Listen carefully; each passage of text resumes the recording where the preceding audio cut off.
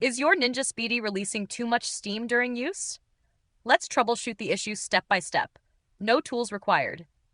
We'll start with the simplest fixes and move to more involved solutions if needed.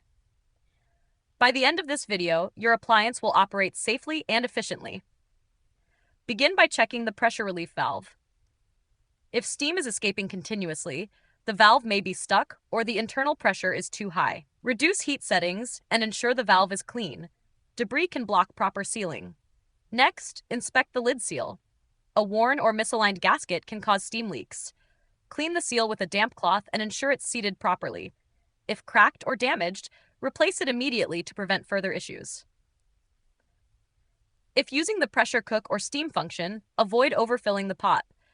Excess water or food can generate too much steam, triggering the relief valve. Fill the pot no more than halfway for high moisture ingredients. For persistent steam release, reset the appliance. Unplug it for 5 to 10 minutes to clear temporary errors. If the issue continues, test the unit on a different function, e.g. slow cook, to isolate the problem. Still stuck? Use the link in the video description to access Ninja's troubleshooting guide.